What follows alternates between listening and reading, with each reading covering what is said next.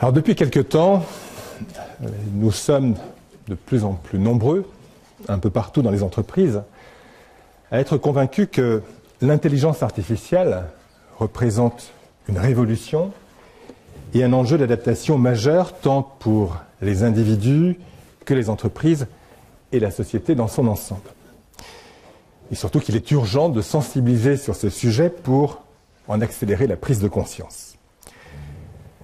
Nous avons aussi à l'esprit que les solutions à mettre en œuvre dans le cadre de l'intelligence artificielle ne seront pas toujours à l'échelle d'une seule entreprise et qu'il faudra sans doute réfléchir et agir de manière globale sous la forme d'associations, de partenariats avec peut-être des start-up, des laboratoires ou d'autres entreprises.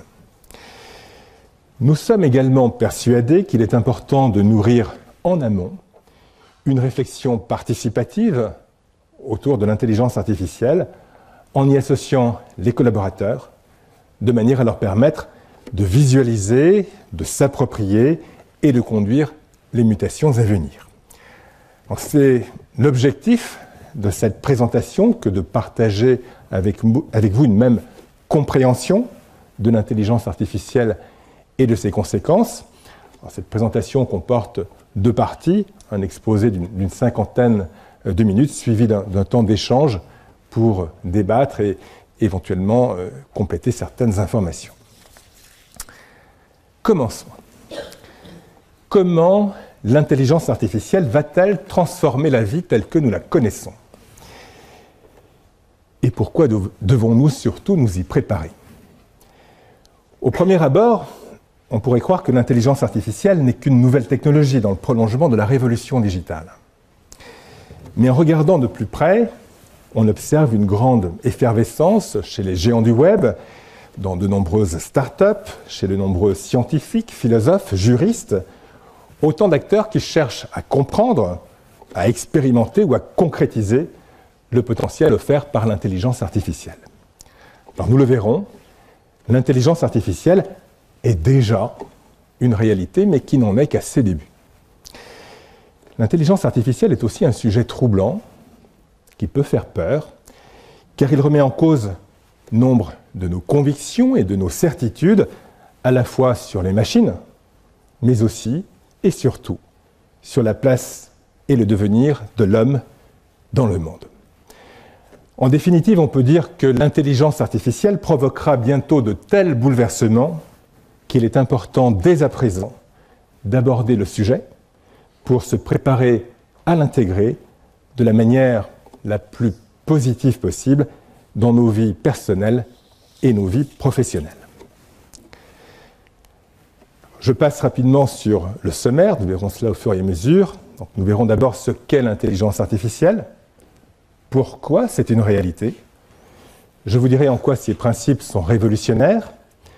Je vous parlerai des premiers résultats obtenus, puis je vous dirai quelques mots des développements et des tendances actuelles. J'apporterai un rapide éclairage sur l'intelligence artificielle dans le domaine bancaire, puisque je travaille dans une banque, mais vous pourrez transposer ces exemples dans tous les secteurs d'activité. Et je terminerai par les réflexions qui s'imposent en matière d'éthique et de responsabilité avant de conclure. Alors pour commencer, je voudrais partager avec vous cette citation de Larry Page, le cofondateur de Google, qui, en quelques mots, résume l'essentiel de ce qu'est l'intelligence artificielle. Il nous dit « Le croisement entre l'informatique et les neurosciences nous permet de comprendre ce qui fait que quelque chose est considéré comme intelligent et pouvant vraiment comprendre des choses. » Alors, qu'est-ce que l'intelligence artificielle ? C'est un thème et un concept qui existent depuis longtemps, grâce au pouvoir d'évocation des livres et des films de science-fiction qui, comme souvent, ont un caractère prémonitoire. Alors, prenons quelques exemples parmi de nombreux films. Dans Minority Report, en 2002, avec Tom Cruise, des policiers du futur utilisent une intelligence artificielle omnisciente, donc qui sait tout et qui voit tout pour anticiper les crimes et les empêcher. plus récemment, en 2014, dans le film Her, un homme solitaire installe sur son smartphone une intelligence artificielle qui l'accompagne dans sa vie quotidienne. Cette intelligence artificielle est tellement sophistiquée que le personnage finit, au cours des conversations avec elle, par développer des émotions et des sentiments à son égard. Dans le film Matrix, plus ancien, de 1999, le monde dans lequel nous vivons est décrit comme le sous-produit d'un monde primitif appelé la matrice, qui serait régi par une forme d'intelligence artificielle très puissante, capable de s'auto-organiser. Dans la série télévisée Real Humans, en 2012, sont mis en scène des robots humanoïdes dont le système cognitif repose sur des motivations humaines comme la survie, le plaisir, la liberté. Et dans cette histoire, les robots s'émancipent progressivement de leur créateur humain. Enfin, dans le film Transcendance, en 2014, en bas à droite, avec Johnny Depp, un chercheur réussit, avant de mourir, à transférer sa conscience dans un ordinateur ultra puissant. Il continue ainsi à vivre dans la machine, mais très vite, il devient omniscient et omnipotent jusqu'à constituer une menace pour l'humanité tout entière. Tout ce que je viens d'évoquer au travers de ces films de science-fiction va très loin et figure un autre monde. Mais nous allons voir maintenant que la réalité commence à rattraper la fiction. Pour faire court, l'intelligence artificielle, c'est l'intelligence des machines et des logiciels.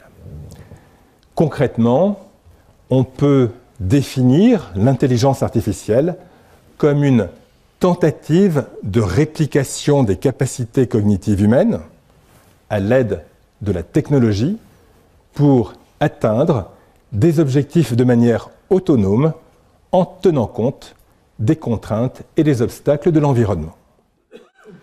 Quand on parle de capacité cognitive, on évoque les multiples activités de notre cerveau comme percevoir, analyser, contextualiser, donner du sens, mémoriser, communiquer, etc. Et quand on parle d'objectifs, on désigne tout ce que nous cherchons à faire dans notre vie, comme tenir une conversation, effectuer un travail, jouer, inventer quelque chose, partir en vacances, etc. De manière générale, l'intelligence artificielle est conçue pour répliquer nos capacités cérébrales et les combiner pour atteindre des objectifs complexes. Par exemple, notre cerveau est capable, pour atteindre un objectif, de l'identifier en une fraction de seconde, de le décomposer en sous-objectifs, de résoudre chacun d'entre eux, puis notre cerveau synthétise en combinant les solutions associées à chaque sous-objectif pour atteindre son objectif final. Ce sont aujourd'hui tous ces processus cognitifs que l'on cherche à modéliser dans de la technologie pour faire de l'intelligence artificielle. Désormais, l'intelligence artificielle est une réalité. En effet, en moins de 20 ans, les chercheurs ont su tirer parti de deux avancées majeures. Alors, d'une part, ils disposent maintenant de grandes capacités de calcul grâce à des processeurs devenus très puissants et relativement peu chers. D'autre part, ils ont beaucoup progressé dans la connaissance du cerveau en vue de le modéliser, même si évidemment, ils sont encore très loin, très très loin d'en percevoir toute la complexité.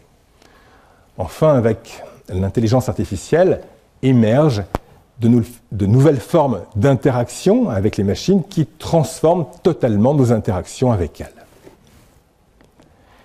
Alors très vite, quelques mots sur les capacités de calcul. Vous le savez sans doute, depuis les débuts de l'informatique, la puissance de calcul double tous les 18 mois environ. Cette tendance exponentielle, appelée loi de Moore, a été énoncée de manière empirique en 1965 par Gordon Moore, l'un des trois fondateurs de la société Intel. Pour fixer les idées, On est ainsi passé de 2500 transistors par microprocesseur dans les années 1970 au chiffre de 20 milliards et plus aujourd'hui pour les machines les plus puissantes. En parallèle, les coûts des capacités de calcul chutent à la même vitesse, c'est-à-dire qu'à puissance équivalente, leur prix est divisé par 2 tous les 18 mois environ. La loi de Moore connaîtra cependant une inflexion d'ici quelques années, puisqu'on va toucher les limites physiques de la miniaturisation des puces de silicium. Mais vous le savez, les grands constructeurs travaillent d'ores et déjà sur de nouvelles technologies plus adaptées à l'intelligence artificielle. Ainsi, vous avez sans doute entendu parler de l'informatique quantique, qui est en cours d'expérimentation et qui devrait permettre d'ici quelques années, alors lequel on ne sait pas exactement combien c'est, mais dans quelques années, de faire des sauts de puissance de l'ordre de quelques millions, je dis bien quelques millions, par rapport aux ordinateurs actuels. D'autres recherches, situées à un horizon plus lointain, portent sur les ordinateurs à ADN. Alors, selon Ray Kurzweil, après on peut discuter les points de vue de Ray Kurzweil, qui est l'ingénieur en chef de Google, spécialiste de l'intelligence artificielle, on sera ou on serait capable d'ici 2030 de créer l'équivalent d'un cerveau humain, tout au moins en termes de puissance et de flexibilité de calcul. Disons maintenant quelques mots sur des progrès en neurosciences, puisque les chercheurs en intelligence artificielle tentent de s'inspirer du fonctionnement du cerveau. Depuis quelques années, 3 mécanismes fondamentaux très utiles pour créer des agents intelligents ont été mis en évidence. Le premier mécanisme est l'auto-apprentissage. C'est la faculté du cerveau, pour appréhender son environnement, de poser et d'évaluer continuellement de nouvelles hypothèses. Le cerveau tente ainsi de nuancer, renforcer, réfuter ce qu'il croit pour bâtir sa propre représentation du monde. Le deuxième mécanisme est le raisonnement par complexité croissante. C'est une heuristique développée par notre cerveau qui décompose ce qu'il appréhende en éléments simples pour refaire émerger la complexité en recréant des liens entre les éléments. Alors, par exemple, le cerveau contient des millions de capteurs de reconnaissance de formes, comme des points, des traits ou des courbes, et en combinant ces formes, le cerveau crée des lettres. En combinant ces lettres, il crée des mots, et ainsi de suite. Il crée des phrases, puis des idées, des concepts. Le troisième mécanisme est l'imitation. C'est la capacité du cerveau, pour appréhender son environnement, à imiter, avant même de chercher à donner du sens. C'est ce qu'on observe chez les bébés et les jeunes enfants. D'abord, ils imitent leurs parents, puis des neurones spécialisés dans l'auto-apprentissage donnent du sens à ce qu'ils viennent d'imiter. Avec l'intelligence artificielle apparaissent aussi de nouvelles formes d'interaction par le langage, par la pensée et par le geste, qui transforment nos relations avec les machines, dans le sens notamment d'une plus grande fluidité et d'une plus grande intimité. La première forme d'interaction touche au langage. Les algorithmes d'intelligence artificielle comprennent de mieux en mieux le langage naturel, et en retour, ils s'expriment de plus en plus comme des êtres humains. Aujourd'hui, vous pouvez par exemple écouter quelqu'un et en temps réel le comprendre, le traduire et restituer la traduction avec sa propre voix. D'autres algorithmes traitent le langage écrit. Aujourd'hui, les claviers de smartphone anticipent les mots que nous utilisons. Bientôt, ils traiteront le discours de manière plus globale, en proposant de rédiger à notre place, en s'adaptant à nos objectifs, à notre humeur, etc. La deuxième forme d'interaction concerne la cognition, la pensée. Il est possible aujourd'hui de capter et de reconnaître nos ondes cérébrales pour produire des actions dans l'environnement. L'homme sur la photo peut, en se concentrant, déclencher la prise la prise de photos dans ces Google Glass. Alors, essayez d'imaginer le monde de demain quand nous pourrons communiquer avec ce qui nous entoure uniquement par la pensée. Ça veut dire que les interactions cognitives ouvrent la voie à une véritable révolution d'ordre anthropologique. La troisième forme d'interaction est relative au geste.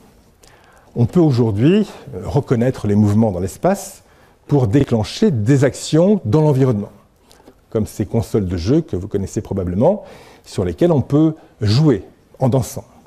Et demain, ces dispositifs se généraliseront et permettront d'interagir avec tout ce qui nous entoure. Alors voyons maintenant de quoi se compose l'intelligence artificielle et en quoi elle constitue une approche révolutionnaire. Alors, pour créer de l'intelligence artificielle, il faut superposer et articuler deux couches fonctionnelles. La première est une couche dite de machine learning. Alors, j'emploierai souvent des expressions anglaises parce que c'est effectivement ces mots-là qu'on utilise le plus couramment, donc autant les partager avec vous. Le machine learning qui est composé de big data et de ce qu'on appelle des analytics. Je vais vous raconter. Et la deuxième couche fonctionnelle est une couche spécifique d'intelligence nommée machine reasoning, combinant de multiples algorithmes, notamment le deep learning et les systèmes multi-agents. Donc là, on est dans la partie, je dirais, la plus théorique de l'exposé. Donc, allez, on est samedi soir, mais on va quand même essayer de s'accrocher. Ce n'est pas non plus trop difficile. Commençons donc par la première couche fonctionnelle, celle du machine learning, constituée du big data et des analytics. Alors le big data, je pense que vous en avez tous plus ou moins entendu parler. La plupart des entreprises s'y intéressent déjà, entreprises publiques, privées, peu importe. C'est l'agrégation d'un très grand nombre de données, qu'il s'agisse de données internes ou externes à une organisation, de données structurées ou non structurées. L'idée principale, avec le big data, est de constituer une base de données géante. Alors à partir de là, on peut aller plus loin. On peut exploiter le big data en faisant appel à ce qu'on appelle des analytics. Alors, les analytics sont des traitements mathématiques qui recherchent des corrélations statistiques dans les données et qui permettent de faire émerger l'information implicite, celle qui est entre guillemets cachée dans les données. Combinés au big data, les analytics permettent d'augmenter considérablement la connaissance que nous avons d'un sujet, par exemple, d'augmenter la connaissance que nous avons des clients ou d'augmenter la connaissance des forces et faiblesses d'une organisation. Le point important et qu'il faut absolument garder à l'esprit, c'est qu'avec le machine learning, en combinant le big data avec les analytics, on ne se situe pas encore dans le registre de l'intelligence. À ce stade, on manipule de la connaissance. Évidemment, ce n'est pas rien. On facilite la capacité à prédire, c'est-à-dire à extrapoler les connaissances déjà acquises. On modélise la capacité de notre cerveau à apprendre, mais pas encore à comprendre. Pour aller plus loin et entrer au cœur du sujet, c'est-à-dire dans le domaine de l'intelligence artificielle, il faut ajouter, au-dessus du machine learning, une couche d'intelligence. Cette couche d'intelligence s'appelle le machine reasoning, et c'est elle qui est proprement révolutionnaire. Alors qu'est-ce que le machine reasoning ? C'est un ensemble d'algorithmes très puissants, notamment le deep learning et les systèmes multi-agents, qui, lorsqu'on les combine, sont capables, comme nos cerveaux, de faire deux choses. Prospecter et abstraire. Ils sont capables de prospecter, cela signifie qu'ils peuvent de manière répétée observer, poser et évaluer de larges hypothèses sur la nature des liens entre les éléments qu'ils observent, et à partir de là, regrouper ou isoler certains éléments. Ces algorithmes sont aussi capables d'abstraire. Cela veut dire qu'ils peuvent, en s'appuyant sur les résultats de la prospection, isoler des formes en repérant leurs contours, détecter des répétitions de formes plus ou moins complexes, factoriser, c'est-à-dire réduire ces répétitions en créant de nouveaux concepts, puis relier les concepts ainsi créés à des concepts déjà existants. Alors, prenons un exemple très simple. Imaginons qu'on soumette à ces algorithmes des milliers de photos et qu'ils détectent de manière répétée les mêmes formes d'œil, de museau et de pelage. Eh bien, en posant de multiples hypothèses sur la nature des liens entre ces éléments, ces algorithmes seront capables de les combiner pour, au bout d'un certain temps, en abstraire un concept, en l'occurrence le concept de chat. Et une fois ce concept créé, ces algorithmes pourront le relier à d'autres concepts comme la biologie, les vétérinaires, les chats célèbres, tout ce qui peut, de près ou de loin, être relié à un chat. Ce qu'il faut retenir du machine reasoning, c'est que ces algorithmes n'opèrent pas dans un monde fermé, limité aux seules connaissances déjà acquises par le machine learning. Au contraire, les algorithmes de machine reasoning explorent un monde ouvert grâce à une approche prospective. Ces algorithmes se posent des questions. Ils sont capables d'évaluer des hypothèses générées à dessein de manière aléatoire, afin d'élargir leur champ d'exploration. C'est en cela que le machine reasoning constitue une avancée majeure. En résumé, en combinant le machine reasoning avec le machine learning, nous ne sommes plus seulement en train de manipuler de la connaissance, mais nous sommes dans le registre de l'intelligence. On modélise cette fois la capacité de notre cerveau non plus seulement à apprendre, mais aussi à comprendre, non plus seulement à trouver les bonnes réponses, mais aussi à se poser les bonnes questions. Alors, évoquons maintenant quelques-uns des résultats produits par l'intelligence artificielle, et nous allons voir qu'ils sont spectaculaires et progressent à un rythme exponentiel. Un premier résultat a marqué les esprits en 2011, je ne sais pas si vous l'avez à l'esprit, lors d'une émission de télévision très populaire aux États-Unis qui se nomme Jeopardy. Alors, dans cette émission, le présentateur donne une réponse, je dis bien une réponse, aux candidats, et les candidats doivent trouver la question associée. Et pour qu'il n'y ait qu'une seule question possible, les candidats disposent d'une liste d'indices sous forme de mots-clés.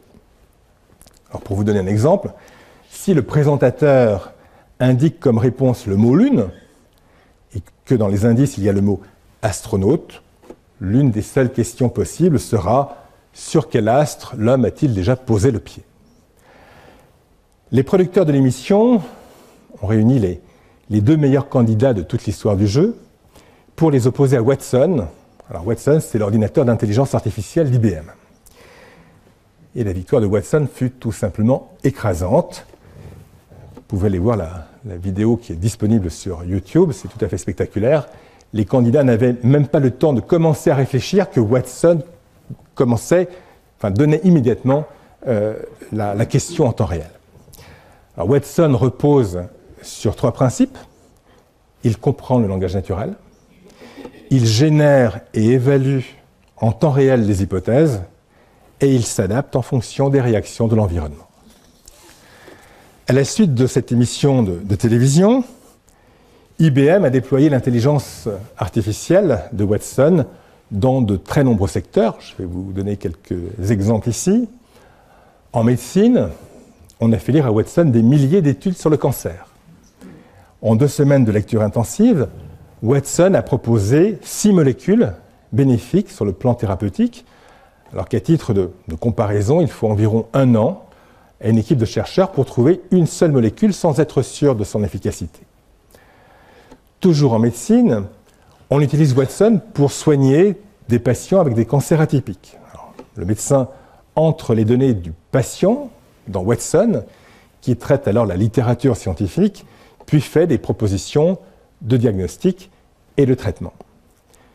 Dans la finance, plusieurs grandes banques utilisent Watson comme Citi, UBS ou DBS en Asie.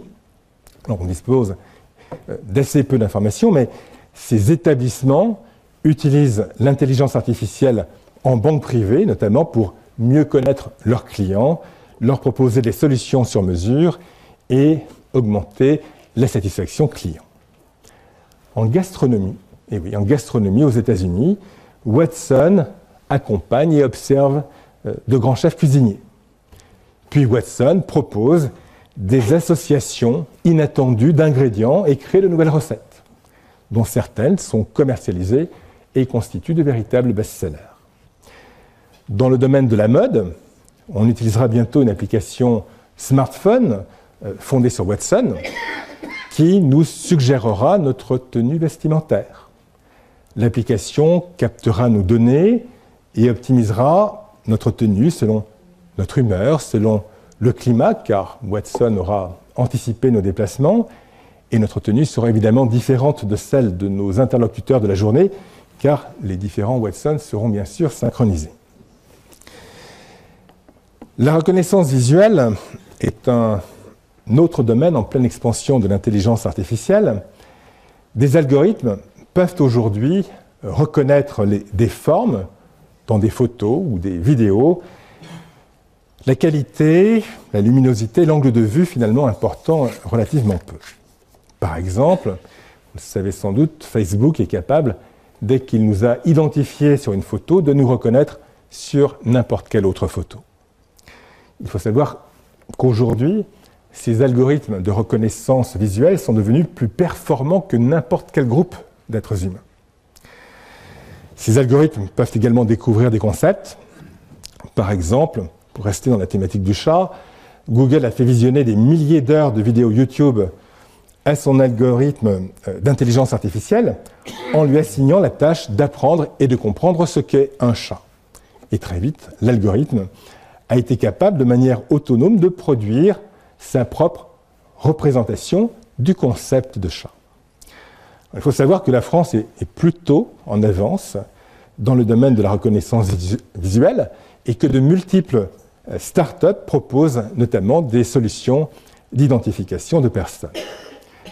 Il existe aussi des applications spécialisées dans la reconnaissance des émotions. Par exemple, il est possible de vous filmer et de reconnaître immédiatement à vos expressions faciales votre niveau d'énergie, de satisfaction, d'honnêteté et de manière générale votre état émotionnel. Les résultats sont suffisamment probants pour que les tribunaux américains songent à remplacer les détecteurs de mensonges par ces intelligences artificielles. Aujourd'hui, l'intelligence artificielle se déploie aussi dans le monde physique, dans les robots humanoïdes, ainsi que dans les moyens de transport. Alors les robots humanoïdes, ce sont ces robots que vous voyez sur les photos. Ils nous ressemblent, se déplacent et s'orientent seuls, ils manipulent les objets, ils sont auto-apprenants, plus ils sont en activité, en interagissant, plus ils s'adaptent à leur environnement. Ils détectent les états émotionnels aux expressions faciales et vocales et s'adaptent en retour. Ces robots sont de plus en plus visibles dans les aéroports, les magasins et dans certains restaurants, notamment en Asie. On déploie aussi l'intelligence artificielle dans les moyens de transport. Alors vous reconnaissez la Google Car, qui est située en bas à gauche. Cette voiture autonome est tout à fait étonnante dans sa conception. Car, par exemple, elle n'a pas été programmée pour s'arrêter à un feu rouge.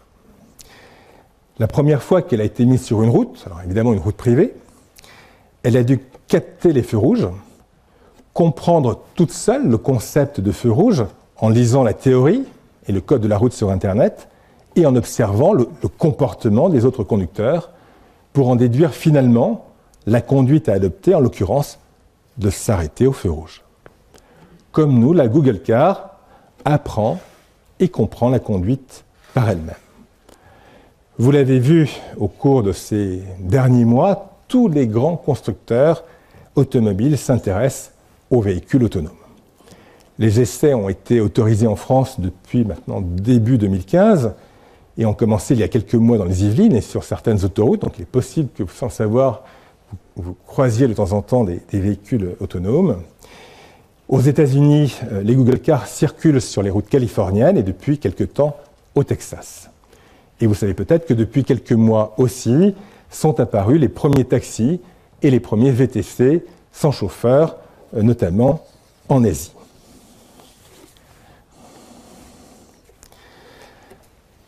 Abordons maintenant les deux grandes tendances de l'intelligence artificielle. D'une part, l'émergence d'un cerveau global universel et d'autre part, l'apparition d'assistants intelligents à notre service. La première étape pour créer de l'intelligence artificielle est de disposer de données. Alors, depuis que nous sommes tous connectés à Internet, nous générons de plus en plus de données. Les géants du web, avec leur moteur de recherche, sont les premiers à avoir trié et organisé ces données. Leur idée est d'agréger un maximum d'informations dans une logique de big data pour construire une base de connaissances géante et universelle. Vous savez peut-être, Google, par exemple, numérise tous les livres de la planète, cartographie toutes les routes et numérise l'intérieur des bâtiments publics. Puis, pour traiter intelligemment ces données, les géants du web utilisent deux méthodes. Tout d'abord, ils ont recours à ce qu'on appelle le crowd learning, donc l'apprentissage par la foule, c'est-à-dire notre comportement vis-à-vis des géants du web. Prenons un exemple. Si nous cherchons une image sur Google, disons un chat à poil roux, que nous trouvons l'image d'un chat à poil roux et que nous cliquons dessus, alors nous enseignons à Google que l'image sur laquelle nous avons cliqué contient ce que nous recherchons. C'est aussi simple que cela. Google peut ensuite agréger toutes les recherches des utilisateurs et les images sur lesquelles ils ont cliqué et utiliser le deep learning pour apprendre et comprendre par lui-même ce qu'il y a derrière les concepts recherchés. Cette association du crowd learning et du deep learning fonctionne si bien que dans quelques temps, vous pourrez par exemple utiliser une application Google dans laquelle vous glisserez une image et Google décrira précisément ce qu'il y a sur cette image. Vous pouvez bien sûr imaginer tout ce qu'il deviendra possible de faire avec de telles capacités, appliquées par exemple à de l'imagerie médicale ou à des graphiques de marché financier. Plus les géants du web agrégeront de données et combineront le crowd learning avec le deep learning, et plus ils transformeront ce qui ressemble aujourd'hui à une bibliothèque universelle en l'équivalent d'un cerveau global qui s'enrichira de plus en plus vite et qui nous fera voir le monde d'une manière totalement nouvelle. Le deuxième axe de développement de l'intelligence artificielle, c'est la création d'assistants autonomes, intelligents, à notre service. Alors vous connaissez sans doute les assistants de type Siri de vos smartphones qui permettent de faire des choses simples, comme d'indiquer le nombre d'habitants aux États-Unis ou de rédiger un texto.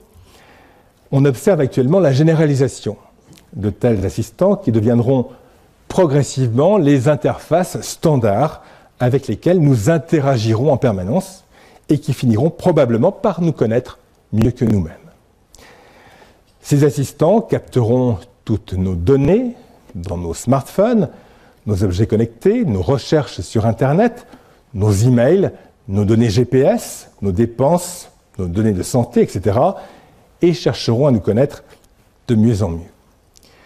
À la différence d'Amazon et de Netflix, qui reposent sur le big data et les analytics, et qui se limitent à suggérer des livres et des films en fonction de notre profil et de nos achats précédents, ces assistants intelligents seront capables de nous surprendre en se mettant à notre place, en nous suggérant en temps réel des informations et des contenus inattendus et pertinents, adaptés à tous les domaines de notre vie. Et comme ces assistants intelligents seront connectés au cerveau global que nous venons d'évoquer, plus ils nous connaîtront et plus ils seront capables d'effectuer des actions proches de celles d'un médecin, par exemple. On leur communiquera nos symptômes et ils nous orienteront comme un médecin conseil peut le faire aujourd'hui par téléphone. Plus ces assistants interagiront, apprendront et comprendront, plus ils se transformeront d'assistants qui nous suggèrent des informations en des assistants capables d'effectuer des actions pour nous dans le monde physique. Ils pourront alors s'occuper de toute notre logistique de vie, comme par exemple organiser nos vacances, en choisissant pour nous la destination, en sachant quelles sont nos envies, en gérant la réservation, peu importe les étapes et la complexité, même s'il faut discuter avec un être humain au téléphone puisqu'ils maîtriseront le langage naturel, en s'occupant des paiements et de manière générale, en gérant toute la logistique lors du départ en vacances, pendant les vacances et lors du retour. Évidemment, lorsque ces assistants arriveront dans nos vies, nous hésiterons avant de leur faire confiance. Mais à force de les côtoyer, d'observer qu'ils sont pertinents, utiles, qu'ils se trompent très peu, nous leur ferons progressivement confiance et nous leur laisserons la main. Dans un premier temps, ils nous enverront des suggestions que nous devrons valider, comme de s'occuper de payer nos impôts ou de passer une commande. Mais dans un deuxième temps, lorsque nous leur ferons suffisamment confiance, ils nous enverront simplement des notifications pour nous dire « Au fait, j'ai payé tes impôts, j'ai fait tes courses » et nous serons totalement satisfaits. Ces agents intelligents, qui n'étaient au départ que de simples assistants, joueront progressivement le rôle de majordomes jusqu'à devenir de véritables alter-ego digitaux qui agiront pour notre compte en notre nom. Alors nous avons vu que l'intelligence artificielle a une vocation universelle. Elle va donc également toucher la banque, et cela de deux manières, en transformant radicalement les opportunités métiers, mais aussi en bouleversant profondément la manière de travailler. Là, je vais vous parler de la banque, mais vous pouvez très largement transposer tout ce que je vais vous indiquer à absolument tous les secteurs d'activité. L'intelligence artificielle permettra d'accéder à de nouvelles opportunités métiers. On peut penser qu'on disposera, par exemple, de systèmes de veille d'intelligence artificielle capables en temps réel de détecter des événements en rapport avec nos métiers, nos activités et celles de nos clients pour nous aider à imaginer ou à affiner nos propositions commerciales. Dans la banque de financement et d'investissement, on peut prendre un exemple, on peut imaginer une intelligence artificielle capable de découvrir une mine d'or dans un endroit du monde où nous n'avons ni clients ni prospects, capable de calculer la rentabilité de cette mine, capable de comprendre qu'à proximité de cette mine existe un exploitant de charbon susceptible d'extraire cet or, capable de générer un plan de financement sur mesure pour cet exploitant. Le vendeur, et plus tard directement son intelligence artificielle, n'aura qu'à prendre son téléphone pour prendre contact avec ce nouveau prospect pour lui faire une proposition sur mesure, et ce prospect aura sans doute le sentiment que ses intérêts ont été parfaitement compris.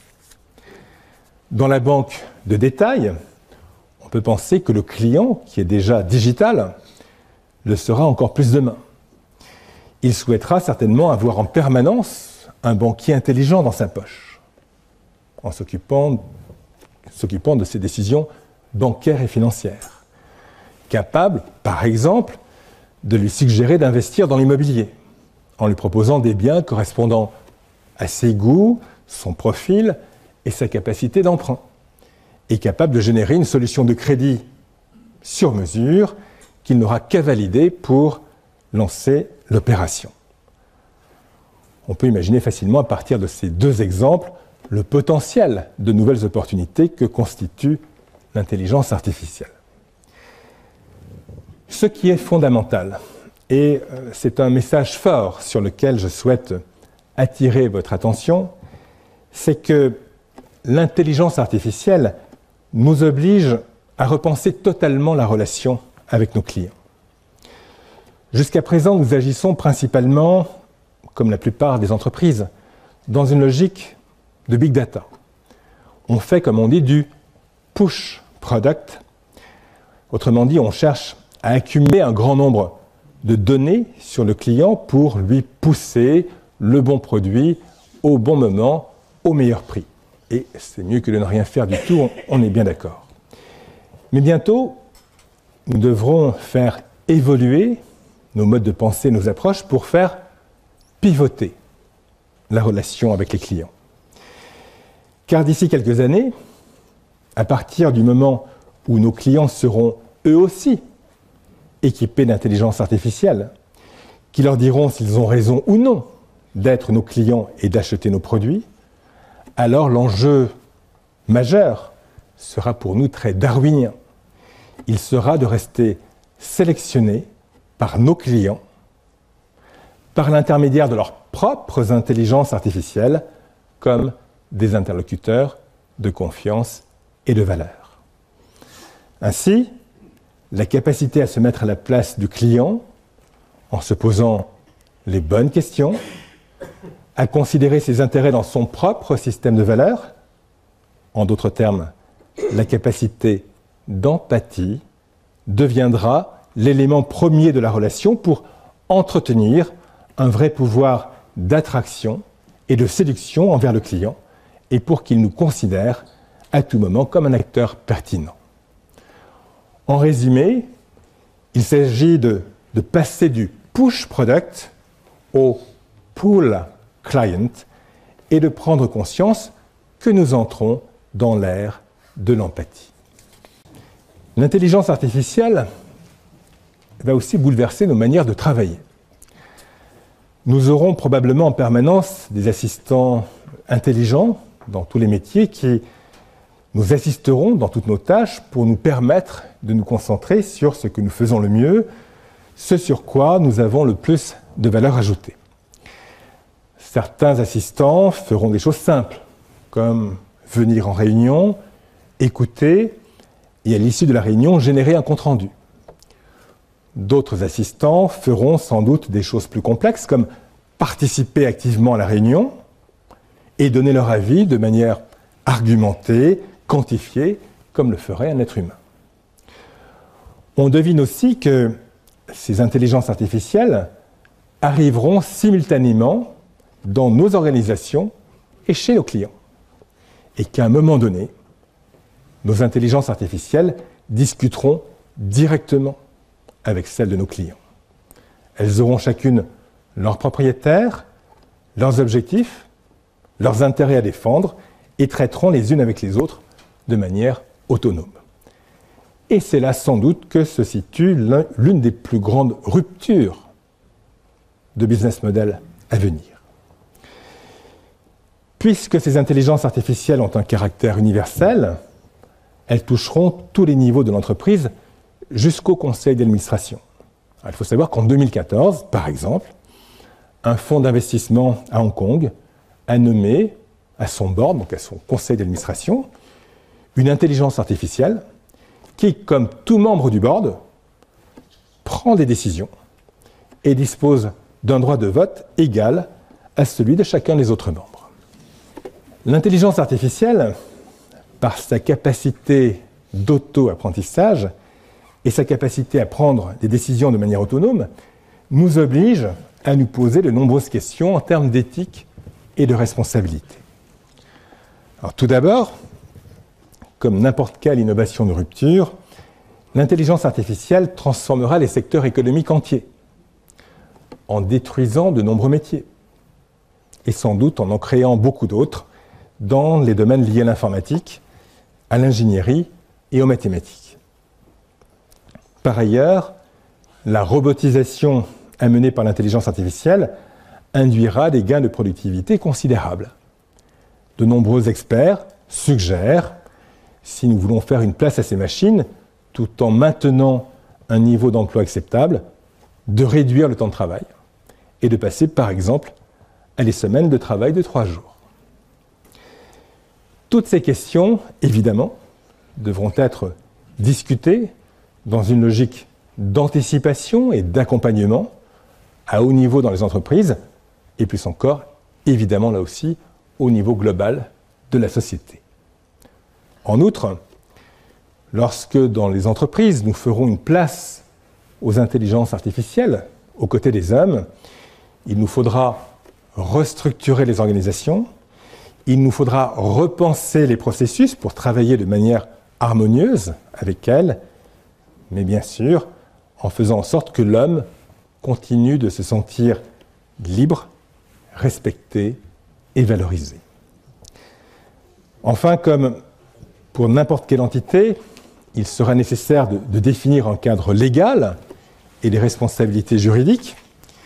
Imaginons qu'une voiture autonome ne puisse pas éviter un accident ou qu'un drone intelligent décide de lancer une attaque contre un pays. Qui serait responsable? L'intelligence artificielle elle-même, son concepteur, les deux, ou encore autre chose?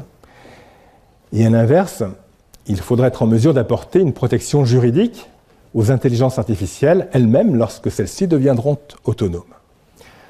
Alors, plusieurs cabinets d'avocats, y compris en France, ont déjà commencé à réfléchir à ces questions et notamment aux droits des robots. Évidemment, toutes ces questions juridiques renvoient plus largement à des questionnements d'ordre éthique auxquels il faut réfléchir dès maintenant si l'on veut se préparer à l'arrivée de l'intelligence artificielle le plus sereinement possible. Il faut savoir que de nombreux comités d'éthique sont apparus depuis quelque temps, principalement chez les géants du web et dans les grandes universités américaines. Et vous avez peut-être entendu, il y a plusieurs mois déjà, Bill Gates, le fondateur de Microsoft, Steve Wozniak, le cofondateur d'Apple, et plus récemment d'autres personnalités comme Elon Musk, le fondateur de Tesla, lancer des avertissements à propos de l'intelligence artificielle en nous encourageant tous à réfléchir à ces questions d'éthique et de responsabilité avant qu'il ne soit trop tard. En résumé, nous sommes à l'aube d'un changement de paradigme radical. Jusqu'à aujourd'hui, nous avons travaillé avec des machines de plus en plus puissantes, mais pas du tout intelligentes. Jusqu'à aujourd'hui, les machines avaient besoin de nous pour les programmer, pour les rebooter. Demain, c'est nous qui aurons besoin des machines. Nous vivrons et travaillerons avec de l'intelligence artificielle partout autour de nous, tout au long de notre vie. Vous vous dites peut-être encore que tout ce que l'on vient d'évoquer n'arrivera pas avant longtemps, mais en réalité, j'espère bien vous en avoir convaincu, c'est vraiment pour demain. Nous sommes aujourd'hui tous connectés. Ce que nous vivons avec le digital, c'est une accélération de la mondialisation de l'information, de la diffusion des idées et des innovations. Demain, nous aurons tous une intelligence artificielle dans notre poche, au travail, en vacances.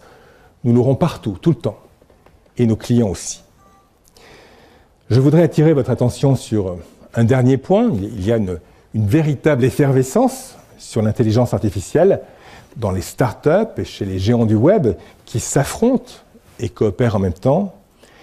Des centaines de startups proposent des approches différentes de l'intelligence artificielle et dès qu'elles sont prometteuses, elles se font racheter par les géants du web qui investissent des centaines de millions de dollars dans la recherche et qui débauchent les meilleurs chercheurs en neurosciences.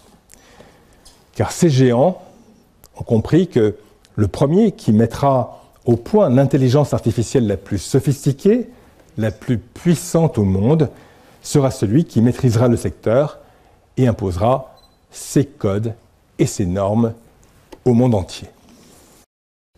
Donc la question aujourd'hui, elle n'est plus de savoir si l'intelligence artificielle est un sujet important ou non, s'il faut s'y intéresser ou non, puisque la vague arrive et qu'elle est absolument gigantesque. La question est plutôt de savoir comment, dans nos vies, dans l'entreprise, nous allons nous emparer du sujet pour nous y préparer. Nous avons connu plusieurs vagues de réflexion de cette ampleur. Avec l'arrivée de l'informatique dans les années 60, qui a boosté la productivité, avec Internet dans les années 90, qui nous a tous connectés, plus récemment avec le digital, qui a transformé nos interactions, et maintenant, avec l'informatique cognitive, l'intelligence artificielle qui change notre place dans ces nouvelles interactions. En définitive, il faudra sans cesse se souvenir que dans l'expression intelligence artificielle, il y a le mot intelligence, et qu'associé à la notion d'intelligence et d'engagement fondé sur l'intelligence, que celle-ci soit naturelle ou artificielle, il y a la notion d'empathie, c'est-à-dire la dimension relationnelle de l'intelligence.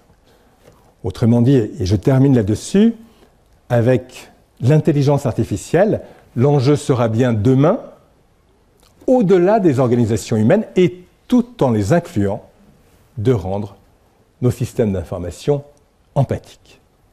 Je vous remercie infiniment de votre attention.